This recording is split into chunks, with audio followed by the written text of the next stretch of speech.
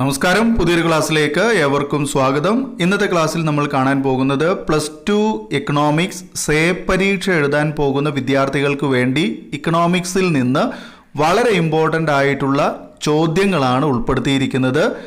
ഇത് പ്രീവിയസ് ക്വസ്റ്റ്യൻസിൽ ആവർത്തിക്കപ്പെട്ട ചോദ്യങ്ങളാണ്. നിങ്ങൾ എഴുതിയ ക്വസ്റ്റ്യൻ മുതൽ ഇതിൽ നമ്മൾ ഉൾപ്പെടുത്തുന്നുണ്ട്.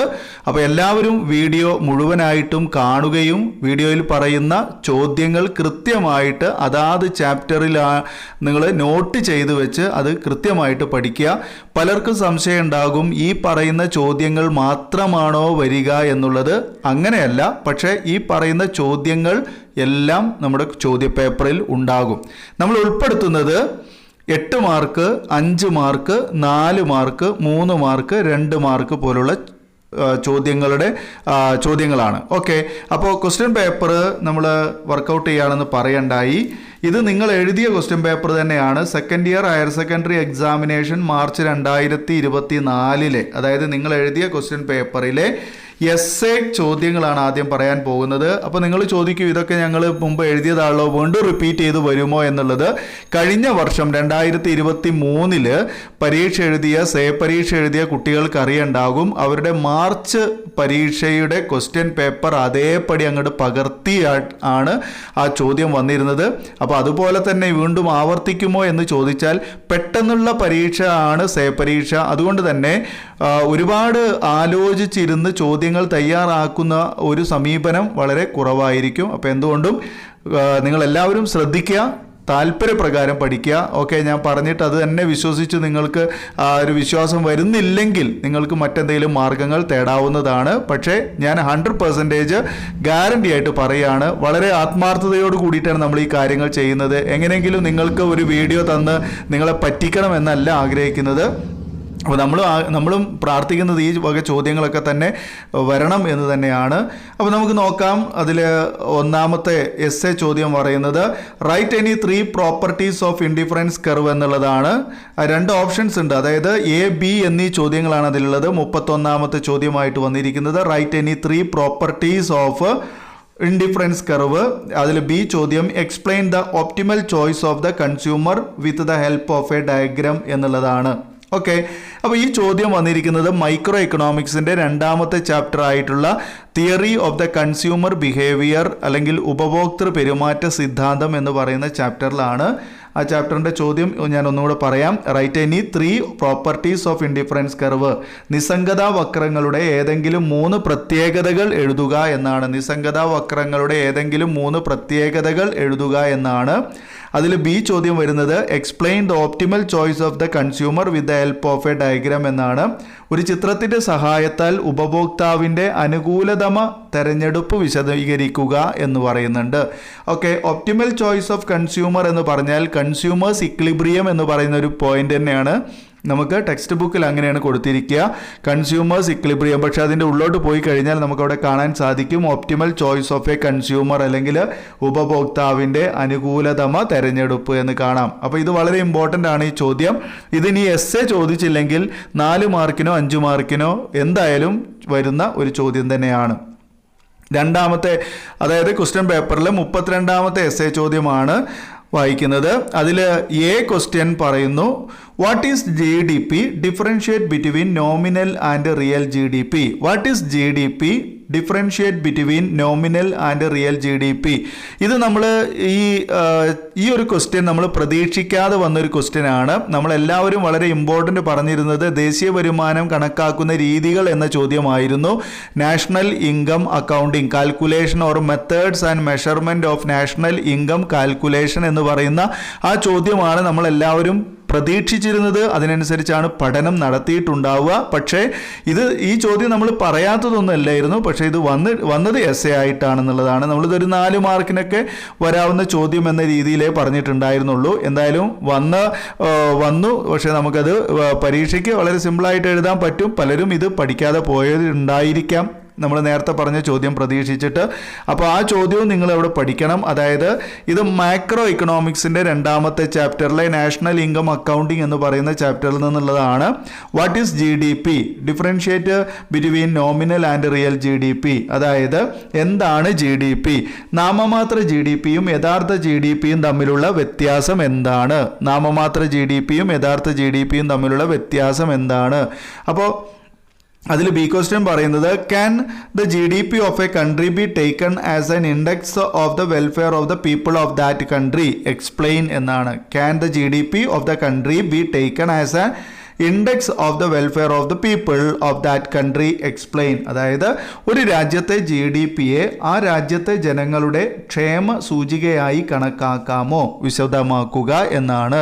അതായത് GDP വെച്ചുകൊണ്ട് നമുക്കൊരു രാജ്യത്തിലെ ജനങ്ങളുടെ ക്ഷേമം അളക്കാൻ കഴിയുമോ എന്നാണ് ചോദ്യം. ഇതാ ചാപ്റ്ററിൻ്റെ ലാസ്റ്റ് ഭാഗത്ത് GDP ആൻഡ് വെൽഫെയർ എന്ന് പറഞ്ഞിട്ട് ഒരു ഭാഗമുണ്ട്. അതിൽ നമുക്ക് പഠിക്കാനുള്ള 3 പോയിന്റ്സ് വെച്ചിട്ട് പഠിക്കാനുള്ളതാണ്. എന്തായാലും ഈ ഒരു ചോദ്യം നിങ്ങൾ പഠിക്കുക. ഇത് ഈ പറഞ്ഞ പോലെ തന്നെ രണ്ടാമത്തെ ഇതിൽ ബി ക്വസ്റ്റ്യൻ ആയിട്ട് വരുന്നത് 4 മാർക്കിനോ സെപ്പറേറ്റ് ചോദിക്കാവുന്നതാണ്. അതുപോലെ തന്നെ ഈ നോമിനൽ GDP, റിയൽ GDP അത് തമ്മിലുള്ള അനുപാതമാണ്. Ratio of nominal GDP and real GDP is known as GDP deflator എന്ന് നമ്മൾ വേറെയും പഠിക്കുന്നുണ്ട്. അപ്പോൾ അങ്ങനെ ആ ചോദ്യം സ്ഥിരമായിട്ട് വരാറുള്ളതാണ്, നോക്കി പോവുക. അതുകൂടാതെ തന്നെ ഈ ചാപ്റ്ററിൽ നിന്ന് നാഷണൽ ഇൻകം അക്കൗണ്ടിങ് മെത്തേഡ്സ് പഠിക്കണം. ദേശീയ വരുമാനം കണക്കാക്കുന്ന രീതികൾ എന്തൊക്കെയാണെന്ന് പഠിക്കണം. അത് പ്രൊഡക്റ്റ് മെത്തേഡ്, അതായത് ഉൽപ്പന്ന രീതി, രണ്ടാമത്തേത് എക്സ്പെൻഡിച്ചർ മെത്തേഡ്, ചെലവ് രീതി, മൂന്നാമത്തേത് ഇൻകം മെത്തേഡ് അഥവാ വരുമാന രീതി. ആ 3 രീതികൾ എസ്സേ ആയിട്ട് സ്ഥിരമായിട്ട് ചോദിക്കുന്നതാണ്. അപ്പോൾ അതും കൂടെ നോക്കി പോവുക. ഇനി ഇതിൽ മൂന്നാമത്തെ അതായത് 33 നമ്പർ കൊടുത്തിട്ടുള്ള ഒരു ചോദ്യമാണ്. അതിലും എയും ബിയും ക്വസ്റ്റ്യൻസ് ഉണ്ട്. Control of money supply is one of the functions of central bank.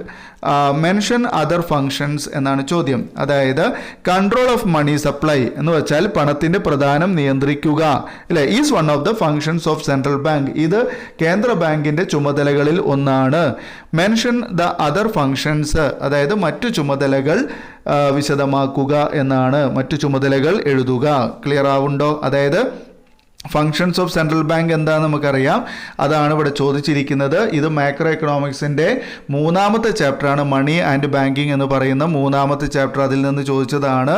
ഏത് control of money supplies one of the functions of central bank, mention other functions എന്ന് ചോദിച്ചിട്ടുണ്ട്. അതുപോലെ അതിൽ ബി ക്വസ്റ്റ്യൻ പറയുന്നത്, examine the various tools used by the Reserve Bank of India to control money supply in India.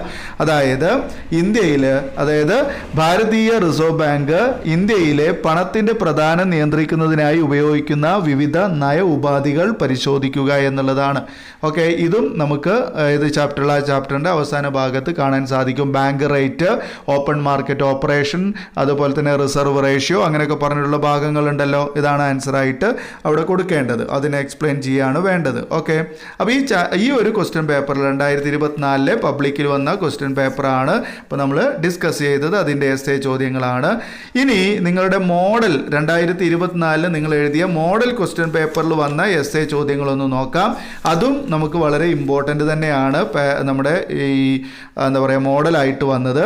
അതിൽ ഒന്നാമത്തെ ചോദ്യം, അതായത് 31ാമത്തെ നമ്പറായിട്ട് കൊടുത്തിരിക്കുന്ന ചോദ്യം, a consumer wants to consume 2 goods. The price of 2 goods are 3 and 4. The consumer's income is ₹20. Find out the following എന്ന് പറഞ്ഞിട്ട് അവിടെ ഒരു ക്വസ്റ്റ്യൻസ്, അതായത് ABC ക്വസ്റ്റ്യൻസ് കൊടുത്തിട്ടുണ്ട്. വളരെ സിമ്പിൾ ആയിട്ടുള്ളൊരു ചോദ്യമാണ്. ഇതും മുൻകാലങ്ങളിൽ എസ്സേ ചോദിച്ചിരുന്നൊരു ചോദ്യമാണ്. അതായത് ഇത് നമുക്കറിയാം, 2ാമത്തെ ചാപ്റ്റർ മൈക്രോ എക്കണോമിക്സിൻ്റെ 2ാമത്തെ ചാപ്റ്ററിൽ നിന്നുള്ളതാണ്. 2ാമത്തെ ചാപ്റ്ററിൽ ബജറ്റ് എന്ന് പറഞ്ഞിട്ടൊരു ഭാഗമുണ്ട്. ആ ഭാഗത്തു നിന്നുള്ളതാണ്. അതായത് ഒരു ഉപഭോക്താവ് 2 സാധനങ്ങൾ വാങ്ങുവാൻ ആഗ്രഹിക്കുന്നു. 2 സാധനങ്ങളുടെ വില യഥാക്രമം 3 രൂപയും 4 രൂപയുമാണ്. ഉപഭോക്താവിൻ്റെ വരുമാനം 20 രൂപയാണെങ്കിൽ താഴെ പറയുന്നവ കാണുക. അതാണ് ചോദ്യം. അപ്പോൾ താഴെ പറയുന്നവ എന്ന് പറഞ്ഞിട്ട് ABC കൊടുത്തിട്ടുണ്ടായിരുന്നു. എ എന്ന് പറയുന്നത് write down all the bundles എന്നാണ്. ഇവിടെ എല്ലാ ബണ്ടിൽസും കാണാൻ പറഞ്ഞിട്ടുണ്ട്. ബണ്ടിൽസ് അതായത് ഉപഭോക്താവിൻ്റെ എല്ലാ ബണ്ടിലുകളും കാണുക. ഈ പറഞ്ഞാൽ 20 രൂപ വരുമാനം കൊണ്ട് 3 രൂപയും അതുപോലെ തന്നെ 4 രൂപയും വിലയുള്ള 2 സാധനങ്ങൾ ഉപഭോക്താവ് വാങ്ങുമ്പോൾ അയാൾക്ക് എങ്ങനെയൊക്കെ വാങ്ങാം എന്നുള്ളതിനെ കാണിക്കുന്നതാണ് ബണ്ടിലുകൾ. ഓക്കെ, അതാണ് കാണിക്കാനുള്ളത്. രണ്ടാമത്തെ ചോദ്യം പറയുന്നത് write down the equations of the budget line എന്നുള്ളതാണ്. ബജറ്റ് ലൈൻ്റെ സമവാക്യം കൊടുക്കാനാണ്. അതുപോലെ മൂന്നാമത്തത് draw the budget line and state what is the slope of the budget line. മൂന്നാമത് പറഞ്ഞത് ബജറ്റ് ലൈൻ വരയ്ക്കാനും അതുപോലെ തന്നെ ബജറ്റ് ലൈൻ്റെ ചെരിവിനെ രേഖപ്പെടുത്താനുമാണ് പറഞ്ഞിട്ടുള്ളത്. ബജറ്റ് ലൈൻ്റെ ചെരിവ് അതെന്താണെന്നുള്ളത് രേഖപ്പെടുത്താം. -P1/P2 എന്നൊക്കെ നിങ്ങൾക്ക് അറിയണ്ടാകും. ഓക്കെ, അതാണ് അവിടെ പഠിക്കേണ്ടത്. രണ്ടാമത്തെ ചാപ്റ്റർ മൈക്രോ എക്കണോമിക്സിൻ്റെ തുടക്ക ഭാഗത്ത് തന്നെ ഉണ്ട്, കൃത്യമായിട്ട് പഠിക്കുക. ദെൻ 32ാമത്തെ ചോദ്യമായിട്ട് വരുന്നത് write down the 3 identities of calculating the GDP of a country by 3 methods. Explain any 2 methods. നോക്കൂ, നമ്മൾ നേരത്തെ പറഞ്ഞതാണ് write down the 3 identities of calculating GDP of a country. ഒരു രാജ്യത്തിൻ്റെ GDP കാൽക്കുലേറ്റ് ചെയ്യുന്നതിനുള്ള പ്രധാനപ്പെട്ട 3 രീതികൾ ഏതെല്ലാമാണ് എന്നാണ് ചോദ്യം. Okay, and explain any 2 methods. അതിലേതെങ്കിലും 2 വിവരിക്കാനാണ്. വളരെ simple. Chapter number 2 macroeconomics. Okay, then 33ാമത്തെ ചോദ്യമായിട്ട് വരുന്നത് 2 ക്വസ്റ്റ്യൻസിൻ്റെ എയും ബിയും. What are the functions of Reserve Bank of India? Write any 4 functions. അതായത് റിസർവ് ബാങ്ക് ഓഫ് ഇന്ത്യയുടെ ധർമ്മങ്ങൾ എന്തെല്ലാമാണ്? ഏതെങ്കിലും 4 എഴുതുക.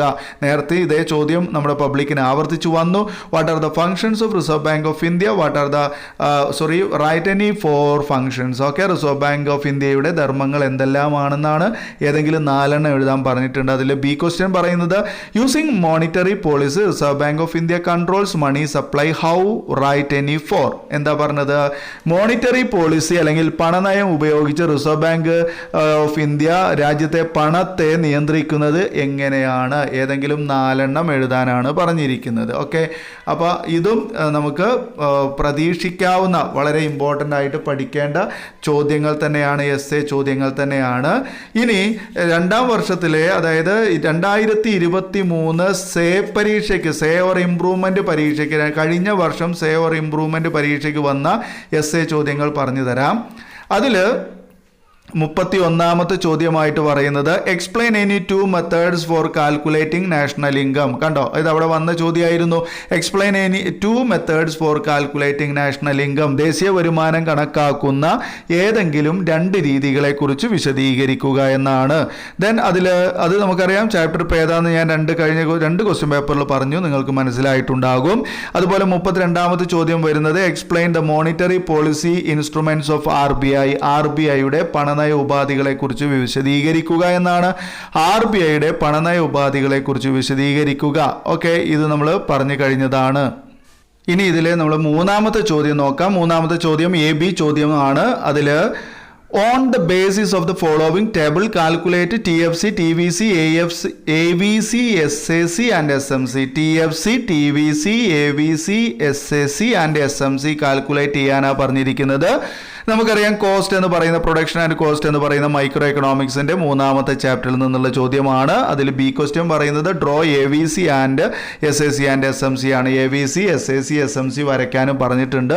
അപ്പോൾ 2 കോളം തന്നിട്ട് അവിടെ നമുക്ക് 5 കോളം കാണാൻ പറഞ്ഞിട്ടുണ്ട്. 5 കോളം കാണുകയും അതോടൊപ്പം തന്നെ അതിൽ പറയുന്ന AVC, SAC, SMC കോളം വരയ്ക്കാനും പറയുന്നുണ്ട്. ഇതൊക്കെ നമ്മൾ സെപ്പറേറ്റ് വീഡിയോ നമ്മുടെ ചാനലിലുണ്ട്. അനിൽകുമാർ ഇക്കോൺ ലാബ് എന്ന് പറയുന്ന ഈ ചാനലിൽ തന്നെ മുൻപ് നമ്മൾ ചെയ്തു വെച്ച വീഡിയോസ് ഉണ്ട്. പഴയതാണ് എന്ന് വിചാരിച്ച് കാണാതിരിക്കേണ്ട. പഴയ വീഡിയോസ് നിങ്ങൾക്ക് 100% ഗ്യാരണ്ടിയോടുകൂടി ഉപയോഗിക്കാം. കാരണം നമ്മൾ പഠിക്കാനുള്ള സിലബസ് അന്നും ഇന്നും ഒന്ന് തന്നെയാണ്, മാറ്റമില്ലാത്തതാണ്. ഓക്കെ, ഇനി നമ്മൾ 2023 സെക്കൻഡ് ടെർമിനൽ എക്സാമിനേഷനിൽ പരീക്ഷയ്ക്ക് വന്നിട്ടുള്ള എസ്എ ചോദ്യങ്ങളൊന്ന് നോക്കാം.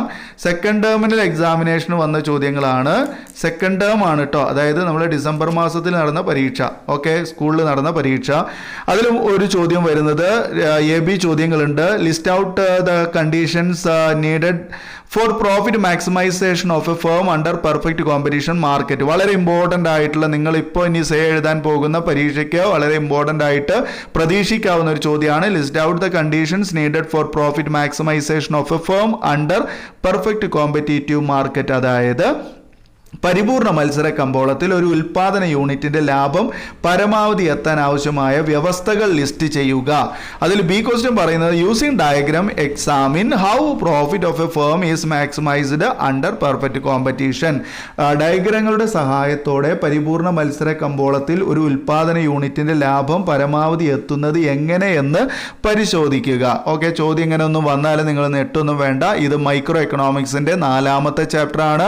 Theory of the firm under perfect competition എന്ന് പറയുന്ന ആ ചാപ്റ്ററിൽ ഒരു സ്ഥാപനം, അതായത് പൂർണ്ണ മത്സര കമ്പോളത്തിലെ പരിപൂർണ മത്സര കമ്പോളത്തിൽ ഒരു സ്ഥാപനം എങ്ങനെയാണ് ലാഭം പരമാവധി ആക്കുന്നത് എന്നതിനെ സംബന്ധിച്ചൊരു ടോപ്പിക് ഉണ്ട്. വളരെ ഇമ്പോർട്ടൻ്റ് ആണ്. എന്തായാലും പരീക്ഷയ്ക്ക് വരുന്ന ഒരു എസ്സേ ടൈപ്പ് ക്വസ്റ്റ്യൻ ആണ്, എൻ്റെ മനസ്സ് പറയുന്നുണ്ട്. ഓക്കെ, പഠിച്ചോളുക. ഇനി അതിൽ അടുത്തൊരു ചോദ്യം പറയുന്നത് AB ക്വസ്റ്റ്യൻസ് തന്നെയാണ്. What is the difference between price ceiling and price floor? ഇത് ഒരിക്കലും എസ്സേ വരാൻ സാധ്യത വളരെ കുറവായിട്ടാണ് തോന്നുന്നത്. എന്തായാലും പക്ഷെ പഠിക്കാതെ പോകരുത്. നിങ്ങളിത് 4 മാർക്കിന്റെ ചോദ്യമായിട്ട് പ്രതീക്ഷിക്കാം. Price ceiling and price floor. Okay, 4 അല്ലെങ്കിൽ 5 മാർക്കിന് ചോദിക്കാം. ഓക്കെ, അതിന്റെ ചിത്രസഹിതം വിവരിക്കാൻ വേണ്ടിയിട്ട് പറയുന്നുണ്ട്. ഇത് ഏതാ ചാപ്റ്റർ എന്നൊക്കെ നിങ്ങൾക്ക് അറിയാലോ. 32ാമത്തെ ഈ ചോദ്യം വന്നിരിക്കുന്നത്, 32 എന്ന് പറഞ്ഞാൽ ഞാൻ ക്വസ്റ്റ്യൻ പേപ്പറിലെ നമ്പറാണ് കേട്ടോ. അപ്പോൾ ഈ പ്രൈസ് സീലിംഗ് പ്രൈസ് ഫ്ലോർ വരുന്ന ചാപ്റ്റർ ഏതാണ്? നമ്മുടെ മൈക്രോ എക്കണോമിക്സിന്റെ 5ാമത്തെ ചാപ്റ്ററാണ്. മാർക്കറ്റ് ഇക്വിലിബ്രിയം എന്ന് പറയുന്ന ചാപ്റ്ററിലുള്ളതാണ്. അതുപോലെ അടുത്തൊരു ചോദ്യം പറയുന്നത് explain the steps estimating national income by value added method, income method. 2 മെത്തേഡുകളുടെ നമുക്ക് ഓൾറെഡി തന്നിട്ടുണ്ട്. വാല്യൂ ആഡഡ് മെത്തേഡ് എന്നും ഇൻകം മെത്തേഡ് എന്നും തന്നിട്ടുണ്ട്. ഈ 2 മെത്തേഡ് ഉപയോഗിച്ചുകൊണ്ട് നാഷണൽ ഇൻകം കാൽക്കുലേറ്റ് ചെയ്യാനാണ് പറഞ്ഞത്. ദേശീയ വരുമാനം കാൽക്കുലേറ്റ് ചെയ്യാനാണ് പറഞ്ഞിരിക്കുന്നത്. എന്തായാലും ഈ ചോദ്യം നമുക്കിവിടെ ഫൈനലിൽ തല തിരിച്ചാണ് ചോദിച്ചത്. പക്ഷേ ഇത് നിങ്ങൾ പഠിച്ചിട്ടേ പോകാവൂ. വാല്യൂ ആഡഡ് മെത്തേഡ് എന്ന് പറഞ്ഞാൽ പ്രോഡക്റ്റ് മെത്തേഡ് തന്നെയാണ്. ഇൻകം മെത്തേഡ് എന്ന് പറഞ്ഞാൽ ഏതാണ്? വരുമാന രീതിയാണ് കേട്ടോ. ഓക്കെ, 3 മെത്തേഡുകളാണല്ലോ ഉള്ളത്. അപ്പോൾ അതിനനുസരിച്ച് അത് പഠിക്കാം. ഓക്കെ, ഇനി 2022 നമുക്ക് മോഡൽ ക്വസ്റ്റ്യൻ പേപ്പർ നോക്കാം. 2022 മോഡൽ ക്വസ്റ്റ്യൻ പേപ്പറിൽ വന്ന എസ്സേ 3 ചോദ്യങ്ങൾ. അതിൽ ഒന്നാമത്തേത് 2 ചോദ്യങ്ങളുണ്ട്. ഒന്നിൽ mention the properties of indifference curve. ഉണ്ടാവും, നമുക്ക് മോഡലിൽ വന്ന ചോദ്യമാണല്ലോ. പബ്ലിക്കിന് വന്ന ചോദ്യം mention the properties of indifference curve. Indifference കർവിന്റെ ഉദാസീനത വക്രങ്ങളുടെ പ്രത്യേകതകൾ എഴുതാനാണ്. അതിൽ രണ്ടാമത്തെ ചോദ്യം പറയുന്നത് diagrammatically explain the optimal choice of A consumer. അതായത് കൺസ്യൂമറുടെ അനുകൂലതമ എന്ന് പറഞ്ഞിട്ടൊരു ഭാഗം ഉണ്ടായിരുന്നല്ലോ. ഉപഭോക്താവിന് അനുകൂലനം അല്ലെങ്കിൽ അനുകൂലതമ തിരഞ്ഞെടുപ്പ്. അത് ഒരു ചിത്രത്തിന്റെ സഹായത്തോടെ കൂടി വിശദീകരിക്കുക. ഓക്കെ, ഇനി മറ്റ് ഒരു ചോദ്യം വരുന്നത്, അപ്പോൾ ഇത് പറയേണ്ടല്ലോ ഏത് ചാപ്റ്റർ നോർമല്ലേ? ഏത് ചാപ്റ്റർ? മൈക്രോ എക്കണോമിക്സിന്റെ 2ാമത്തേതാണ് കേട്ടോ.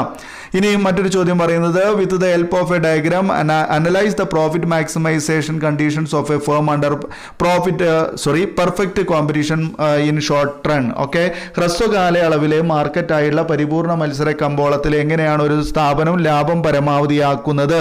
അത് നമ്മളുടെ മൈക്രോ എക്കണോമിക്സിന്റെ 4ാമത്തെ ചാപ്റ്റർ ആണ്. സാധ്യത വളരെ കൂടുതലുള്ള ചോദ്യമാണ്. അടുത്തൊരു ചോദ്യം what you mean by GDP? Explain 2 methods of calculating GDP. GDP എന്നതുകൊണ്ട് നിങ്ങൾ എന്താണ് അർത്ഥമാക്കുന്നത്? GDP കാൽക്കുലേറ്റ് ചെയ്യുന്ന ഏതെങ്കിലും 2 മെത്തേഡുകൾ എഴുതുക എന്നാണ്. ഓക്കെ, ഇതും നമ്മൾ ഒരുപാട് തവണ റിപ്പീറ്റ് പറഞ്ഞതാണ്. ഏതാണ് ചാപ്റ്റർ? മാക്രോ എക്കണോമിക്സിന്റെ 2ാമത്തെ ചാപ്റ്റർ ആണ്. ഇനി നമ്മൾ മറ്റൊരു ക്വസ്റ്റ്യൻ പേപ്പറിലേക്ക് പോകുന്നു. സെക്കൻഡ് ടെർമിനൽ എക്സാമിനേഷൻ 2022 ആണ്. ഇതൊന്നും അത്ര നമ്മൾ പഠിക്കണമെന്ന് ചോദിച്ചാൽ ഇത് റിപ്പീറ്റ് ചെയ്ത് വരുന്നത് തന്നെയാണ്. ഇവിടെയും പറയുന്നത് നാഷണൽ ഇൻകം കാൽക്കുലേറ്റ് ചെയ്യാൻ വേണ്ടിയുള്ള മെത്തേഡുകൾ എഴുതാനാണ്. ഒന്നാമത്തെ ചോദ്യം പറയുന്നത്. മറ്റൊന്ന് law of variable proportion with help of a diagram. ഇത് എസ്സേ വരാൻ സാധ്യത വളരെ കുറവാണ്. 5 മാർക്കിന് 4 മാർക്കിന് ചോദിക്കാം. പ്രൊഡക്ഷൻ ആൻഡ് കോസ്റ്റ് എന്ന് പറയുന്ന ചാപ്റ്ററിലുള്ളതാണ് ലോ ഓഫ് വേരിയബിൾ പ്രൊപ്പോർഷൻ. അതായത് വിഭേദക അനുപാത നിയമം വിശദീകരിക്കാൻ 5 മാർക്ക് അല്ലെങ്കിൽ 4 മാർക്കിന്റെ ചോദ്യമാണ്, മറക്കണ്ട. അതുപോലെ തന്നെ മറ്റൊരു ചോദ്യം പറയുന്നത് list out the features of indifference curve. Indifference കർവിന്റെ നിസ്സംഗതാ വക്രങ്ങളുടെ ഫീച്ചേഴ്സ് എഴുതാൻ പറഞ്ഞിട്ടുണ്ട്. Explain the optimal choice of the consumer. ഇത് 3 ഭാഗത്ത് ഞാൻ ഈ ചോദ്യം കണ്ടു. അപ്പോൾ അതുകൊണ്ട് തന്നെ ഈ ചോദ്യം നിങ്ങൾ നിർബന്ധമായിട്ടും പഠിക്കുക. അപ്പോൾ ഇവിടെ ഫൈനലൈസ് ചെയ്ത് എനിക്കിപ്പോൾ എസ്സേയിൽ പറയാനുള്ളത് നിങ്ങൾ പഠിക്കേണ്ട, കൃത്യമായിട്ട് പഠിച്ചു പോകേണ്ട 4 ചോദ്യങ്ങൾ പറയാം. അതിൽ ഒന്നാമത്തേത് ഈ പറഞ്ഞത് തന്നെയാണ്. ഇൻഡിഫറൻസ് കർവിന്റെ പ്രോപ്പർട്ടീസ് അല്ലെങ്കിൽ ഫീച്ചേഴ്സ് എഴുതാൻ ചോദിക്കും. അതുപോലെ optimal choice of the consumer എന്ന് ചോദിക്കാം. അതുപോലെ തന്നെ മറ്റൊന്ന് നമ്മൾ പറഞ്ഞെന്താ, ഈ മാക്സിമം പ്രോഫിറ്റ് അല്ലേ, അതിൽ profit maximisation under perfect competition എന്ന് പറയുന്ന ഒരു ചോദ്യം, അതുപോലെ ഇൻഡിഫറൻസ് കർവിൻ്റെ പ്രത്യേകത നമ്മൾ പറഞ്ഞല്ലോ. ഓക്കെ, അപ്പോൾ profit maximisation under perfect competition എന്ന് ചോദിക്കാം, അതിൻ്റെ ഫീച്ചേഴ്സ് ചോദിക്കാം. പിന്നെ മെഷറിംഗ് നാഷണൽ ഇൻകം ഓഫ് അത് ചോദിക്കാം, നാഷണൽ ഇൻകം മെത്തേഡ് അതനുസരിച്ച് എങ്ങനെയാണ് നാഷണൽ ഇൻകം കാൽക്കുലേറ്റ് ചെയ്യുക എന്നുള്ളത് ചോദിക്കാം. ഓക്കെ, അപ്പോൾ ഞാനിവിടെ 3 ചോദ്യങ്ങൾ ഉൾപ്പെടുത്തിയിട്ടുണ്ട്. പിന്നെ 4ാമത്തെ ഒരു ചോദ്യം എന്ന് പറയുന്നത് അതേ ചാപ്റ്ററിൽ തന്നെ നമുക്ക് ഇപ്രാവശ്യം പരീക്ഷയ്ക്ക് പബ്ലിക്കിന് വന്നിട്ടുള്ള മാത്ര GDP-യും അതുപോലെ തന്നെ യഥാർത്ഥ GDP-യും തമ്മിലുള്ള വ്യത്യാസം എഴുതാനും അല്ലെ, ജനങ്ങളുടെ ക്ഷേമം അളക്കാൻ GDP ഉപയോഗിക്കുമോ എന്ന് പറയുന്ന ഒരു ചോദ്യം. അതുപോലെ തന്നെ പണത്തിന്റെ പ്രധാനം നിയന്ത്രിക്കുന്നതിന് കേന്ദ്ര ബാങ്കിന്റെ ചുമതലകൾ എന്തൊക്കെയാണ്, അതുപോലെ പണപ്രധാനത്തിന് നിയന്ത്രിക്കുന്നതിന് ആവശ്യമായുള്ള ഉപാധികൾ എന്തൊക്കെയാണെന്നുള്ളത് 4 ചോദ്യങ്ങൾ ഞാനിവിടെ പറഞ്ഞിട്ട് കൃത്യമായിട്ട് നിങ്ങൾ പഠിക്കണം. ഇവിടെ പറഞ്ഞിട്ടുള്ള ഈ ചോദ്യങ്ങൾ നിങ്ങൾ ചാപ്റ്റർ തെരഞ്ഞുപിടിച്ച് അതിനെ അടയാളപ്പെടുത്തി നിങ്ങൾ പഠിക്കുകയാണെങ്കിൽ കൃത്യമായിട്ട് നിങ്ങൾക്ക് എസ്സേ കൃത്യമായിട്ട് 2 എസ്സേ നിങ്ങൾക്ക് നന്നായിട്ട് എഴുതാൻ സാധിക്കും. മാത്രമല്ല ഇതിൽ നിന്ന് തന്നെ നിങ്ങൾക്ക് 5 മാർക്കിനും 4 മാർക്കിനുള്ള ചോദ്യങ്ങൾക്ക് ഉത്തരം കണ്ടെത്താൻ സാധിക്കും.